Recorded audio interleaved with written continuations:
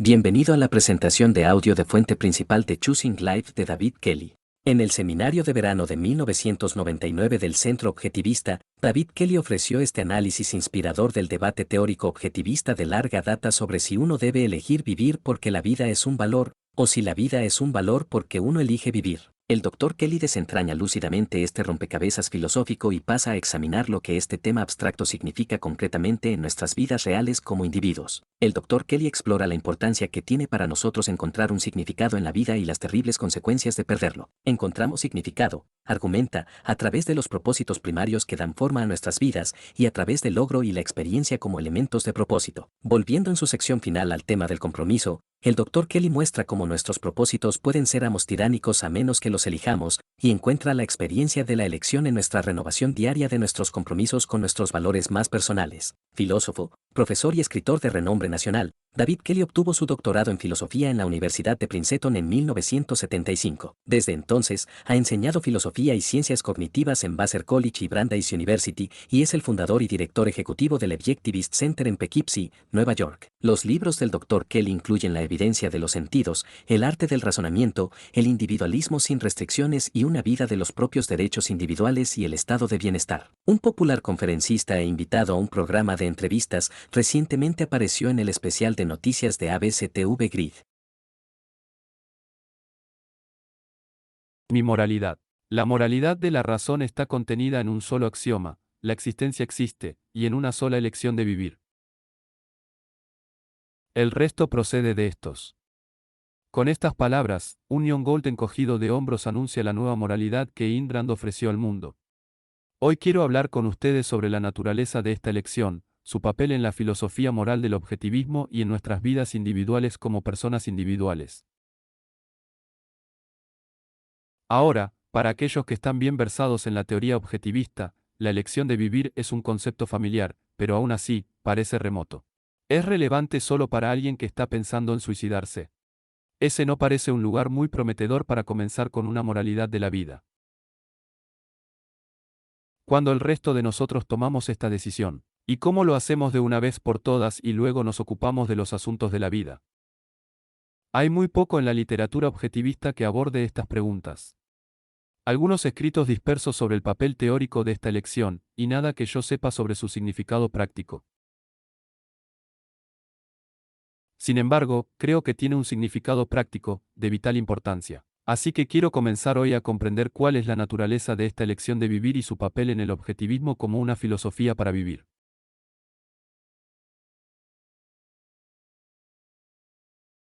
Permítanme comenzar con una breve reseña de la teoría ética de Ayn Rand. Para poner este tema en contexto, Rand observó que el hombre es, en primer lugar y ante todo, un ser vivo, y como con todos los seres vivos, el mantenimiento de su vida es su objetivo final. La vida es condicional. Cualquier organismo tiene que iniciar una acción dirigida a un objetivo para satisfacer sus necesidades. Si falla, perece. Un gusano necesita tierra con nutrientes y agua. Si no recibe estas cosas, muere. Las necesidades humanas son mucho más extensas y complejas. Incluyen necesidades psicológicas y biológicas. Pero se aplica el mismo principio general. Si no actuamos con éxito para satisfacer nuestras necesidades, el resultado es dolor, tristeza, enfermedad, muerte. Como para todos los demás animales, de hecho todos los organismos, la vida contra la muerte es una alternativa fundamental a la que se enfrentan los seres humanos. Pero a diferencia de otros animales, los humanos tienen libre albedrío. Tenemos la capacidad de pensar en el abanico de posibles acciones que se nos abren en un momento dado y de elegir qué acción tomar. Y así, a diferencia de otros animales, no somos enteramente criaturas de nuestros genes y de nuestro entorno. Cuando actuamos en pos de nuestros objetivos, no estamos instintivamente comprometidos con la búsqueda de ningún objetivo en particular, ni siquiera con el objetivo más básico de todos, nuestra propia autoconservación. Los seres humanos pueden actuar de manera sistemática autodestructiva e incluso buscar la muerte. Debido a que tenemos libre albedrío, necesitamos estándares morales para guiar nuestras elecciones. Un perro no necesita moralidad porque no toma decisiones voluntarias. Y, por supuesto, es solo porque tenemos libre albedrío que podemos ser moralmente responsables de actuar de la manera en que lo hacemos, elogiados por estar a la altura de nuestros estándares y culpados por fallar. Un perro no elige sus acciones de la misma manera, por lo que no se le puede culpar por hacer lo que es natural. Lo que la moralidad hace por nosotros es identificar nuestras necesidades básicas como seres humanos. Es decir, el tipo de valores que necesitamos alcanzar para vivir y florecer. Cosas como la riqueza y la producción, el amor y la amistad. Carácter. La moralidad también nos dice las políticas que debemos seguir para lograr esos objetivos. Políticas como la racionalidad, la honestidad, la productividad, son ciertas virtudes. Pero si una persona no desea vivir en el primer lugar, todo esto es discutible. Como dijo Ayn Rand, la vida o la muerte es la única alternativa fundamental del hombre para vivir, es su acto básico de elección. Si elige vivir, una ética racional le dirá qué principios de acción se requieren para implementar su elección. Si no elige vivir, la naturaleza seguirá su curso. Así que la moralidad no es un fin en sí misma, es un instrumento al servicio de la vida, un cuerpo de principios que nos dice lo que tenemos que hacer para vivir bien. Los principios de la moralidad son como los principios de la salud. Los principios de la salud nos dicen lo que debemos hacer para estar sanos. Necesitamos comer bien, hacer ejercicio, dormir.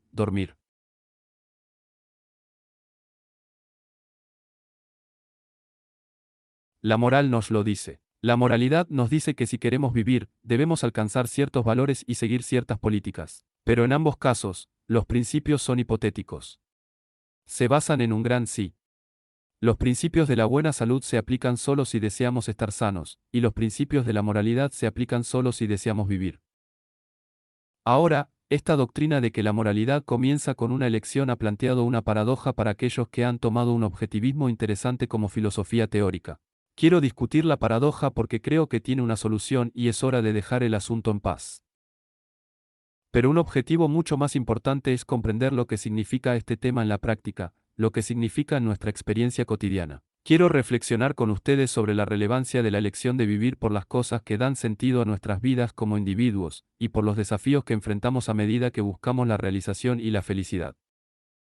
En mi opinión, estas implicaciones prácticas de la vida real son mucho más interesantes e importantes que el tema teórico en sí, y así voy a pasar o tratar de pasar la mayor parte de mi tiempo en ellos. Pero primero, la teoría. Aquí está el rompecabezas, ¿es la vida un valor porque uno la elige? ¿O uno lo elige porque es un valor? ¿Cuál viene primero?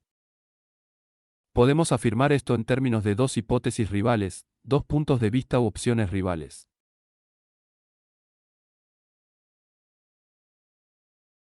Número 1. La vida es un valor porque uno la elige, y en segundo lugar, que uno elige la vida porque es un valor. Ahora, esto puede parecer una distinción fina de preocupación solo para aquellos que también podrían estar preocupados por cuántos ángeles pueden bailar en la cabeza de un alfiler, pero hace una gran diferencia. En la primera alternativa, la elección es la primera. La vida no es un valor para una persona hasta que elige vivir. Así que elegir vivir es una elección premoral. Uno no está moralmente obligado a hacer esa elección. Y si una persona no elige vivir, está fuera del reino de la moralidad. No hay base moral para evaluar su elección como incorrecta, inmoral o irracional. Esa es la opinión que Rand parece defender en los pasajes que he citado sobre la segunda alternativa. La vida es inherentemente un valor debido a nuestra naturaleza como seres vivos. Reconocemos la vida como un valor por los mismos medios de mirar la realidad que captamos cualquier otro valor. Por supuesto, los humanos tienen que elegir sus valores, ya que actúan por elección. Pero el objetivo de la ética es guiar nuestras elecciones a la luz de la realidad. Si es así, elegir vivir es tanto una obligación como elegir ser honesto. Y una persona puede ser culpada si no elige la vida. De hecho, dado que es la elección moral última, y dado que la muerte es un estado de inexistencia, no podría haber un error mayor que no elegir vivir. Ahora, aquellos que apoyan este segundo punto de vista argumentan que si la primera alternativa fuera cierta, implicaría que la moralidad se basa en una elección arbitraria. Si la razón no puede decirnos cómo elegir entre la vida y la muerte, entonces la elección debe ser subjetiva. Solo podría basarse en los sentimientos y preferencias de una persona. ¿Cómo podemos tener una moralidad objetiva si sus principios dependen de una elección subjetiva que no puede ser evaluada como correcta o incorrecta? Estos críticos sostienen que si la opción 1 es de hecho lo que Rand está diciendo, entonces su moralidad se derrumba en el tipo de relativismo que defendía David Hume. Según Hume, la razón puede decirnos cómo lograr un fin determinado, pero no puede decirnos que debemos perseguir un fin determinado en primer lugar, ni puede motivarnos a perseguirlo. La elección de objetivos y la motivación para perseguirlos, dice Hume, provienen de sentimientos y deseos. La razón es y solo debe ser esclava de las pasiones, dijo Hume, y nunca puede pretender otro oficio que servirlas y obedecerlas. Los críticos también han comparado la posición de Rand con el existencialismo. Jean-Paul Sartre sostenía que el acto de valorar algo es un ejercicio puro de conciencia, una elección libre y sin restricciones. Ahora, fue más lejos que Hume porque dijo que incluso nuestros deseos no establecen nuestras metas. Cualquier noción de que los valores no son impuestos por factores internos o externos. Cualquier noción de que los hechos de la realidad hacen que valga la pena perseguir una meta inherentemente, o que nuestros deseos nos obligan a perseguir una meta, es un ejercicio de lo que él llamó mala fe, no asumir la responsabilidad de elegir nuestras metas. No está Rand afirmando algo así si sostiene que la elección de vivir es completamente libre y sin restricciones, una elección que hacemos independientemente de la moralidad, la razón y los hechos. Si la analogía es con Hume o con Sartre. El punto es que si la elección de vivir es lo que hace que la vida tenga valor, entonces la elección es arbitraria y la ética tiene una base subjetivista. Por otro lado, los defensores de la opción 2 enfrentan sus propias dificultades lógicas. Si la elección de vivir es obligatoria, ¿qué la hace así? ¿Qué hace que la vida sea inherentemente un valor tal que deberíamos elegirla? Lo es, porque la vida es un medio para un valor superior. Es una forma normal de establecer que algo tiene un valor. Usted muestra cómo es un medio necesario para un valor superior. Mostramos que la producción es un valor, una razón, un amor o una autoestima al mostrar cómo se relacionan con nuestra supervivencia como seres vivos. Pero la vida misma ya es el valor último. No hay nada más elevado para lo que sea el medio. Y si lo hubiera, el mismo problema volvería a surgir. ¿Por qué deberíamos elegir ese valor más alto? Algunos críticos de Rand simplemente afirman que elegir vivir es un deber intrínseco. Pero la afirmación de los deberes intrínsecos es en sí misma una afirmación arbitraria. No tiene fundamento en la realidad. Irónicamente, Leonard Peikoff hace esta misma afirmación en su libro sobre el objetivismo, donde encontramos una de las pocas discusiones extendidas sobre la elección de vivir. Peikoff reconoce que la vida es un valor porque la elegimos, y acepta la implicación de que esta elección es anterior a la moralidad. Pero también compara la elección de vivir con la elección de pensar. La elección de pensar significa un compromiso voluntario con la existencia, los hechos de la realidad, dice. Del mismo modo, la elección de vivir es un compromiso con la propia existencia, una elección de permanecer en la realidad. Y trata ambas opciones como deberes implícitos, un compromiso necesario o lealtad a la existencia como tal. Así que elegir vivir está, después de todo, como él lo describe, sujeto a una evaluación moral. En las propias palabras de Peikoff, cite a un hombre que tiraría su vida sin causa, que rechazaría el universo por principio y abrazaría un cero por sí mismo. Un hombre así, de acuerdo con el objetivismo, pertenecería al peldaño más bajo del infierno. Su acción indicaría un odio tan profundo a sí mismo, a los valores y a la realidad que tendría que ser condenado por cualquier ser humano como un monstruo. Mi oído, eso suena mucho a una evaluación moral. El problema implícito aquí. El problema aquí es una dicotomía implícita, la idea de que el valor de la vida es intrínseco, que requiere que lo elijamos, o subjetivo, una función de nuestra elección independientemente de los hechos de la realidad. Esta es una dicotomía común, que atraviesa toda la filosofía. Hablé de ello el otro día. La gran idea de Rand es que la dicotomía es falsa. Los valores no son intrínsecos ni subjetivos, sino objetivos. Son una función de la realidad en relación con nuestra naturaleza viva, nuestra conciencia y nuestra elección. Veamos cómo podemos abordar la queja de que en el enfoque de Rand, la opción 1, la elección de vivir, es subjetiva. La respuesta, en una palabra, es que la elección es voluntaria pero limitada por los hechos de la realidad. He aquí por qué Rand identificó la naturaleza básica del valor cuando escribió, el valor es aquello que uno actúa para ganar y / o mantener. El concepto de valor no es primario. Presupone una respuesta a la pregunta de valor para quién y para qué.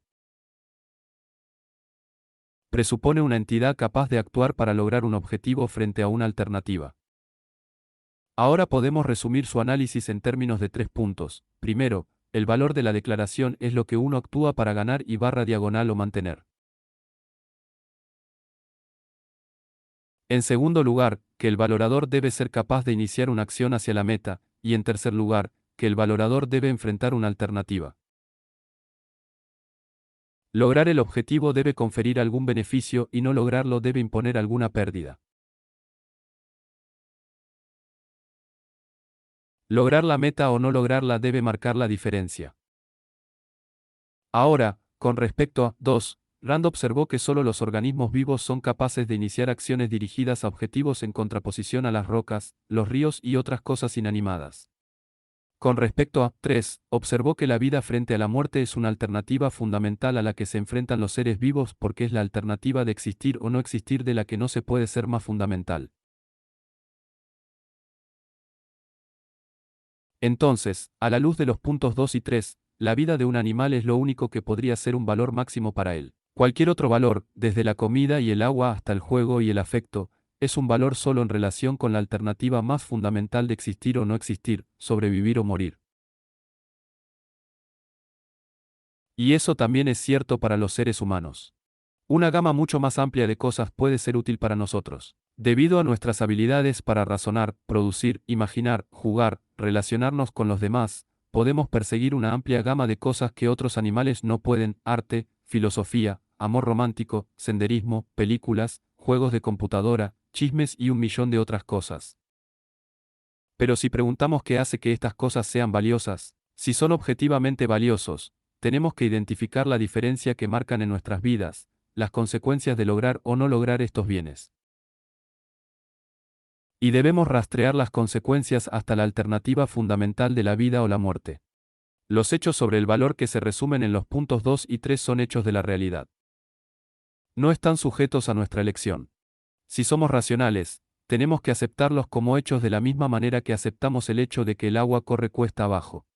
E implican que la vida es el único objetivo posible que puede ser un valor último y un estándar de valor. Bromeamos sobre el glotón que come para vivir y vive para comer, pero es solo una broma.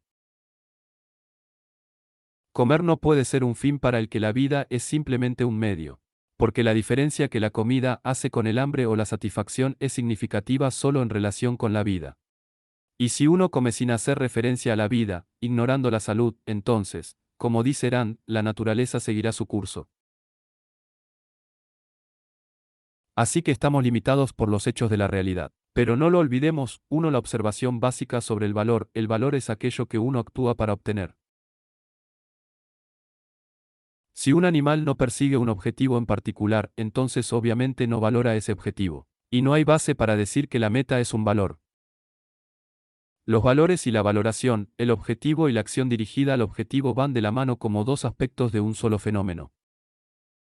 Ahora es verdad. Podemos decir que algo es potencialmente valioso en el sentido de que serviría para la vida del animal si el animal pudiera perseguirlo. Para tomar un ejemplo extremo, una lata de spray de pimienta sería algo útil para una gacela en la llanura africana para usar contra los leones. Pero no encontrarás gacelas produciendo o comprando spray de pimienta. Ni siquiera pueden concebirlo, y mucho menos presionar el pequeño botón. Valioso, tal vez, pero no de valor. Entonces, ¿qué significa esto para la vida como el valor máximo? Los organismos distintos del hombre parecen estar programados para perseguir su propia supervivencia. Tienen, por así decirlo, un compromiso automático con la vida, un bloqueo en la vida como meta. Y así, los puntos 2 y 3 se aplican directamente, inician acciones dentro del alcance de sus capacidades para preservar sus propias vidas, señaló Alan Gotthelp en una conferencia hace algunos años. Para los humanos, la elección de vivir juega el mismo papel que juega el instinto cableado. Para animales inferiores, nuestra propia elección es la fuente de nuestro compromiso con la vida. Es lo que nos da el mismo control sobre la vida que los animales parecen tener por instinto. Pero si el compromiso no está ahí, si en realidad no valoro mi vida, ¿cómo puede mi vida ser valiosa para mí? No es algo que actúe para ganar o mantener. Por supuesto, todavía estoy sujeto a los hechos de la realidad, especialmente los puntos 2 y 3, que implican que lo único capaz de servir como un valor último es mi propia vida. Si trato de hacer de otra cosa un valor máximo, como el golf, solo porque me da mucho placer o satisfacción interior, entonces estoy actuando por capricho subjetivo, ignorando los hechos de la realidad. Tal cosa estaría bien en la teoría de Hume o Saarge, porque de hecho son subjetivistas. Pero el objetivismo no permite ese tipo de elección arbitraria y sin restricciones. Pero tampoco comete la falacia opuesta del intrinsecismo al ignorar el hecho y el papel de la elección humana. Si no elijo vivir, si es una cuestión de indiferencia para mí si vivo o muero, entonces, desde un punto de vista moral, no hay nada más que decir. Y eso, por lo que puedo ver, es una solución al rompecabezas y el final de la historia. Filosóficamente hablando. Y esa no es una mala tarde de trabajo, aunque espero que haya algunas preguntas al respecto en el turno de preguntas.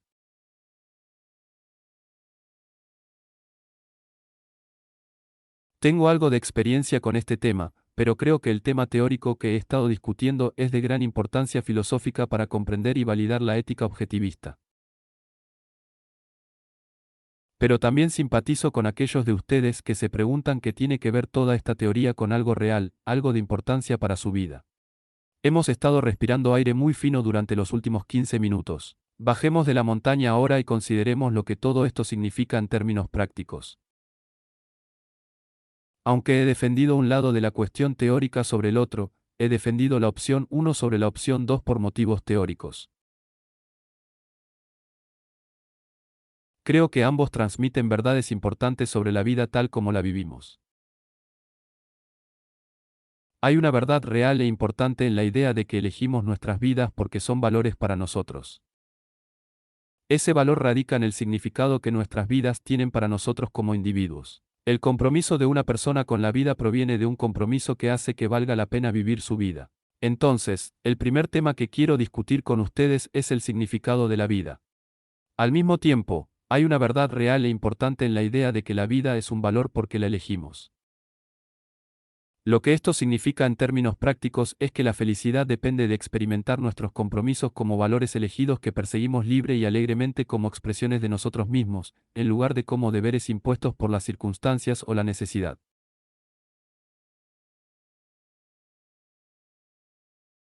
Así que la elección y el compromiso serán nuestro tema final de hoy.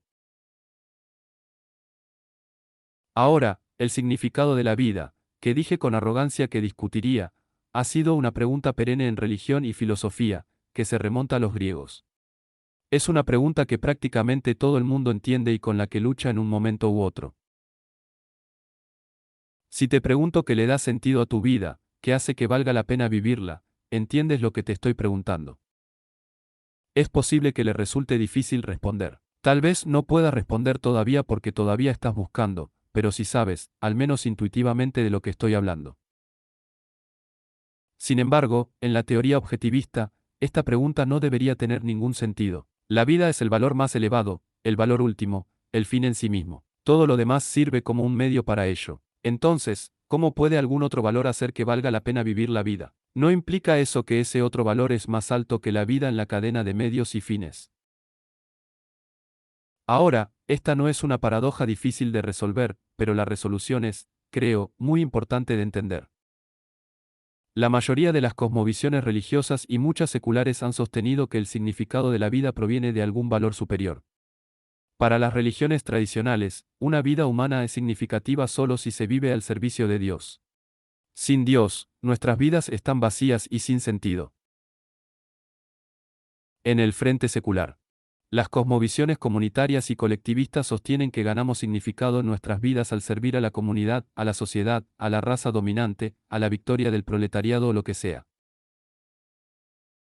Estos son códigos de moralidad altruistas. Y, por supuesto, el objetivismo se opone a todos ellos. Nuestra moralidad pertenece a la escuela de pensamiento de la iluminación, que sostiene que debemos perseguir nuestra propia felicidad en esta vida. Las fuentes de significado, las cosas que nos hacen felices, se encuentran en el contenido de nuestras propias vidas como individuos, no en algo más elevado que nosotros mismos. Pero todavía tenemos la pregunta de cómo relacionar la vida como un valor último con los valores dentro de nuestras vidas que dan sentido a nuestras vidas. Si las cosas que nos hacen sentir que vale la pena vivir nuestras vidas se encuentran dentro del contenido de nuestras propias vidas, no en algo literalmente superior, cómo se relacionan con el valor de la vida y con la elección de abrazar la propia vida como un valor más alto. La respuesta en resumen, que voy a desarrollar, es que al elegir vivir, no estás eligiendo la vida en un sentido abstracto. Tampoco estás eligiendo la vida en el sentido meramente biológico, eligiendo continuar las funciones biológicas que son más o menos las mismas para todos nosotros. No, estás eligiendo continuar con tu vida. Tu vida como un todo con todo su contenido. Tu vida es su contenido, y no hay diferencia entre el valor de tu vida y los valores que hacen que valga la pena vivirla. Voy a elaborar esto en este punto porque creo que las personas que toman en serio la moralidad tienden a importar la abstracción de los principios morales en su pensamiento sobre sus propios objetivos y acciones. Tienden a olvidar que el objetivo de estas abstracciones es ayudarnos a cada uno de nosotros a encontrar esa constelación única de valores concretos que nos brindan significado, satisfacción y felicidad. Así que voy a instar a un mayor sentido de concreción a medida que exploramos este tema del significado. Dije que al elegir vivir, cada persona elige continuar la vida particular que tiene con todo su contenido. ¿A qué me refiero con contenido? Me refiero a todo el curso de tu vida, a todo lo que constituye tu presencia en la tierra durante el tiempo que estás en la tierra. Me refiero a todo lo que has hecho, cada pensamiento, sentimiento y sueño que has tenido, cada proyecto que has emprendido, cada persona que has conocido, cada lugar en el que has estado. Imagina que tomamos un mapa gigante y en ese mapa trazamos el camino físico de tu vida. Tendríamos una línea que se extendía desde donde naciste hace varios años, y que termina en Burlington aquí y ahora. Esa línea atravesaría todo lo que hay en el medio. Cada viaje a la escuela como niño y adolescente, cada viaje al trabajo como adulto, cada viaje a la tienda, cada recado, cada noche en el cine, cada visita a amigos y familiares, cada viaje de negocios y vacaciones, cada mudanza a un nuevo hogar. ¡Qué línea increíblemente larga y enredada! Estaría densamente estratificado para el viaje diario más delgado para ese viaje a Francia hace años. Siempre dando vueltas de regreso a los lugares en los que has vivido, pero nunca formando un patrón establecido. Un emblema visual de la inquietud que se agita en todos nosotros. Pero esa línea es solo la medida más externa del inmenso contenido de tu vida. Ahora piensa en todas las cosas que hiciste en el camino y en todas las cosas que pensaste y sentiste año tras año a lo largo de todos los años.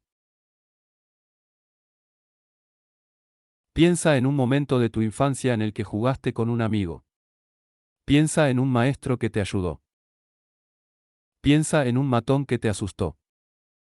Piensa en tu primera cita y en la primera vez que besaste a un amante.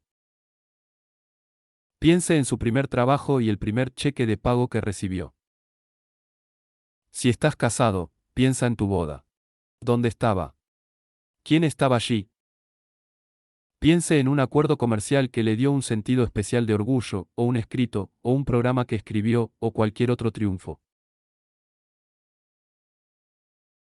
Piensa en una oportunidad que perdiste, un cambio en tu carrera que no tuviste el valor de aprovechar o un amante que alejaste con ira y orgullo.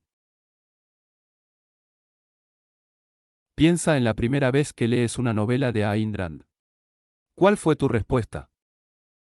Piensa en el último fin de semana. Lo pasaste muy, muy bien. Todo lo que me ha venido a la mente al hacer estas preguntas es parte del contenido de su vida. ¿Y el presente? Piensa en las facturas de tu escritorio en casa. Piense en los proyectos en el trabajo que esperan su regreso.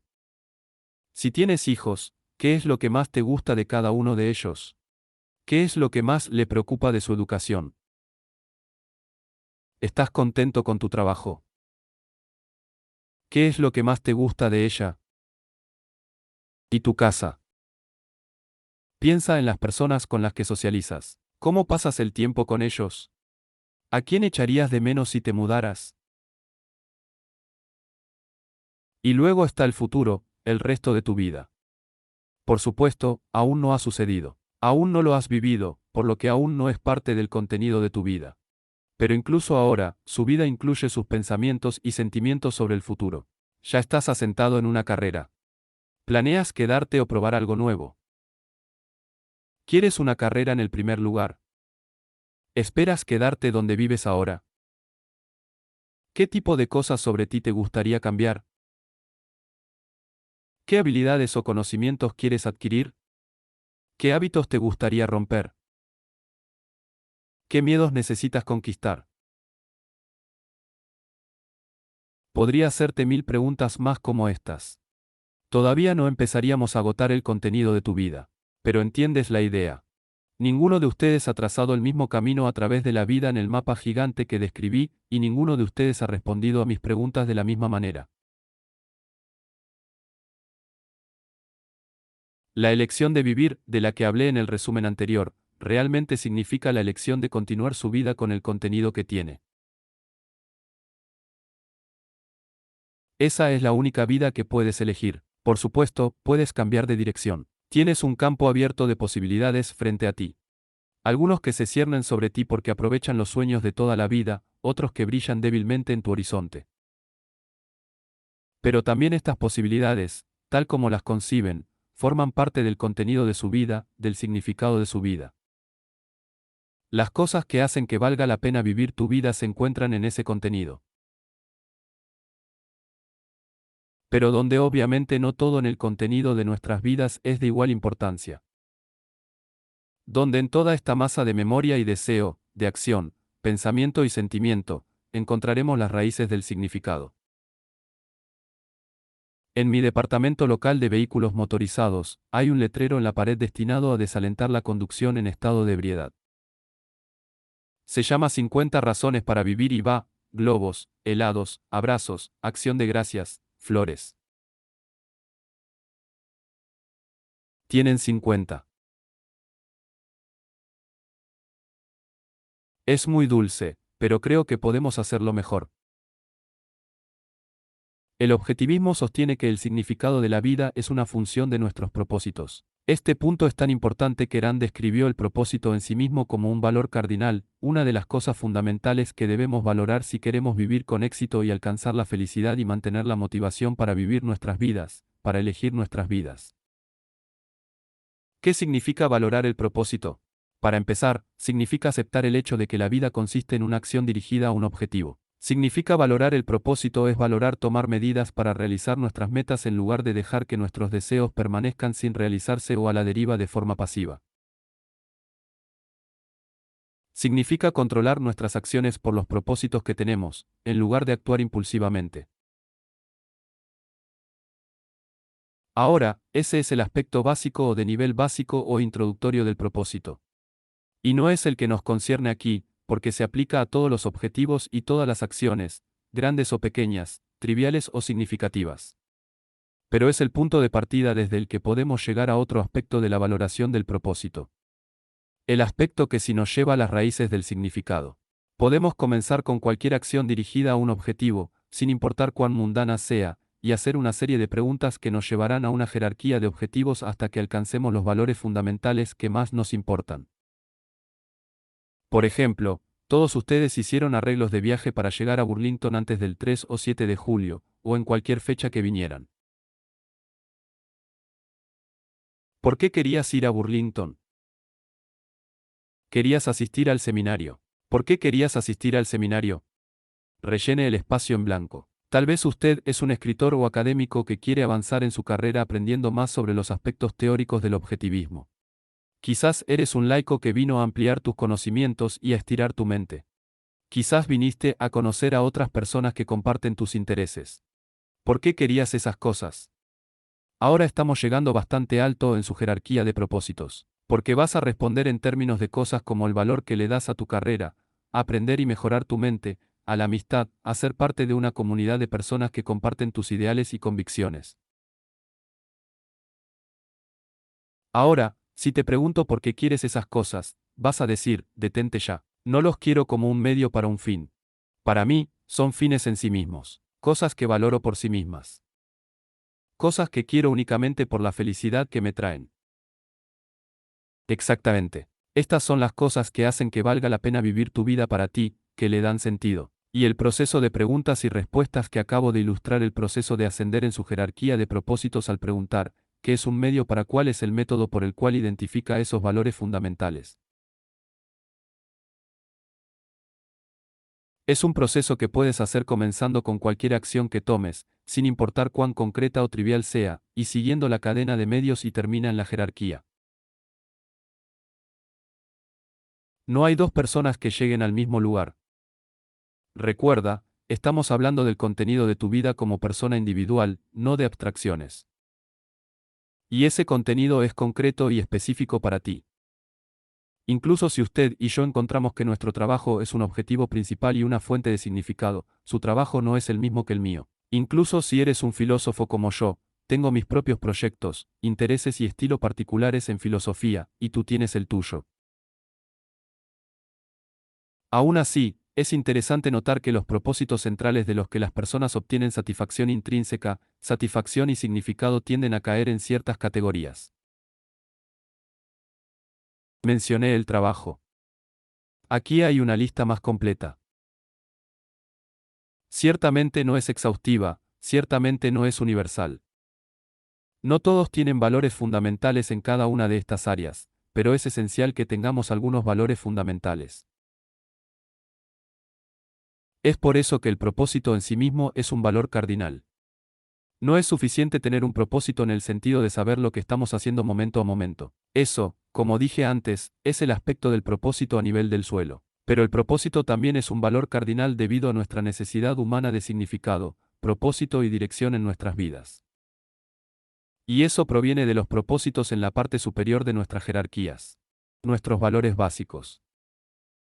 Valorar el propósito en este sentido es, en primer lugar, reconocer su necesidad de estos valores y, en segundo lugar, identificar lo suyo lo más claramente posible, no como abstracciones, sino como los elementos concretos en su vida que son. ¿Cuáles son las cosas esenciales? Las cosas específicas que desea de su trabajo, su relación romántica, su tiempo libre, su hogar y finalmente, si aún no ha encontrado valores fundamentales en una parte de su vida que es importante para usted, valorar el propósito significa hacer de la búsqueda una prioridad.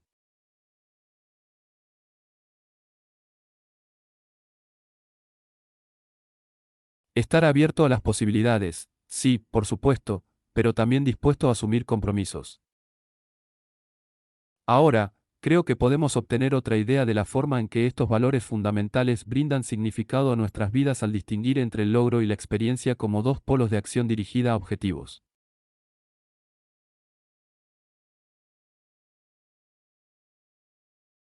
Cada vez que actuamos por un objetivo, hay algo que buscamos obtener, crear o lograr.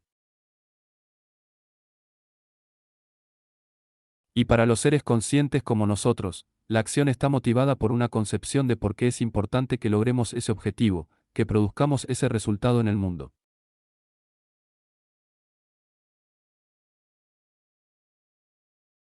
El propósito de la acción o la búsqueda de valor tiene dos formas diferentes. Está el esfuerzo por alcanzar la meta y está la experiencia de ello. La experiencia en primer lugar, del proceso de actuar para lograrlo, y la experiencia en segundo lugar de disfrutar del resultado exitoso.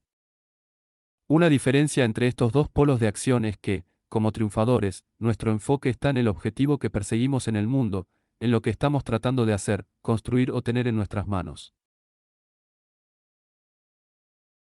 Mientras que, como experimentadores, nuestro enfoque está hacia adentro en los pensamientos y sentimientos, los deseos, las esperanzas y los miedos que están conectados con ese objetivo y con la acción de perseguirlo. Otra diferencia tiene que ver con el tiempo. El logro tiene una orientación futura. La escala de tiempo puede ser de minutos si el objetivo es cambiar una bombilla, puede ser de décadas o más si el objetivo es cambiar una cultura. Sin embargo, por la propia naturaleza de un objetivo, se encuentra en el futuro y lo logramos planificando una serie de acciones que conducen al resultado exitoso. Pero la experiencia ocurre en el aquí y ahora como respuesta al proceso en curso. Ahora, hago esta distinción porque creo que si nuestros propósitos son proporcionarnos significado, debemos atender tanto al logro como a la experiencia, y mantener un equilibrio entre ellos. En el trabajo, por ejemplo, es muy fácil caer en una especie de enfoque único en los resultados externos, en el futuro, y no prestar atención en absoluto a la experiencia en el camino. E incluso renunciar al sentimiento de orgullo que proviene de lograr lo que nos propusimos hacer. De hecho, el problema es tan común que todos hemos escuchado el consejo correctivo: detente y huele las rosas, intenta estar en el momento. Estas pueden ser perogrulladas, pero son verdaderas y son verdades importantes. Es posible ser altamente productivo sin atender a su propia experiencia. Es posible lograr dinero y respeto en abundancia. Pero a menos que atiendas a la experiencia de disfrutar de tu éxito, no te proporcionará el sentido de significado que necesitas. Necesitas saber por qué es importante para ti. Y a menos que atienda al proceso, no sabrá qué formas específicas de logro le convienen más y le brindan el sentido más completo de significado. Permítanme ilustrar con un breve ejemplo de mí mismo, ya que soy el único experimentador al que tengo acceso directo.